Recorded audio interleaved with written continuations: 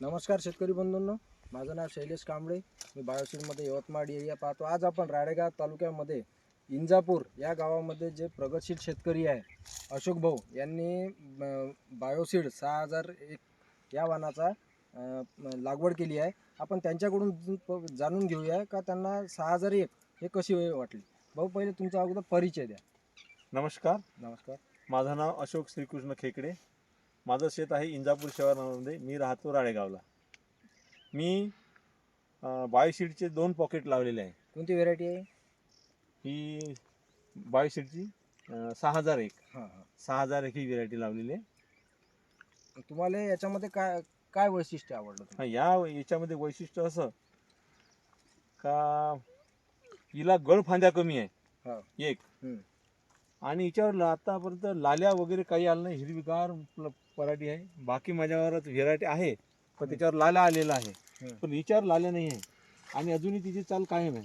अच्छा, आज दिनांक 28/11/2025 या रोजी तुमच्या झाड पुन्हा ग्रीनरी आहे. हो, ग्रीनरी आहे. ग्रीनरी आहे आणि बोंड पण आहे. बोंड पाहू पण शकता आहे. तुम्ही 1 2 3 4 5 6 म्हणजे सिरीज बी 6-7 ची सिरीज आहे.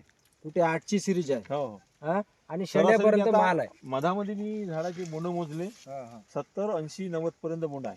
अच्छा, हो, मी शेल्यावरचं झाड नाही. एकच झाड नाही. मधामध्ये एकच झाड नाही. आपण झाडं इकडे बोलली. पण तुम्हाला दाखवू शकतो. हम्म.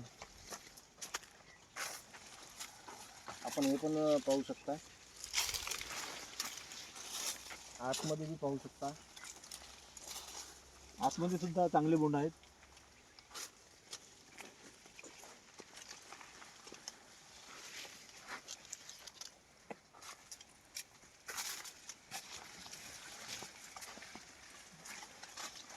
शेंड्यापर्यंत माल आहे.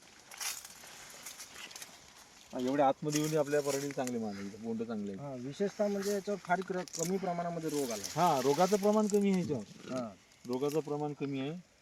आणि 5 पाकळीचं प्रमाण जास्त आहे. हो, 5 पाकळीचं पाहू प्रमाण शकता. जास्त आहे. आणि हा मजुराला वेचायसाठी पण सोपा आहे. सोपा आहे. कारण की सहज हातामध्ये येऊन राहिला कापूस. त्याच्यामध्ये सरकीचं प्रमाण जास्त आहे. सरकीचं प्रमाण जास्त आहे. हा?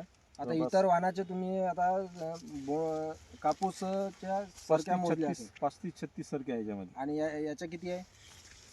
6001च्या 40च्या वर आहे. हो. तुम्ही स्वतः पाहू शकता. आणि एकसारखा प्लॉट आहे.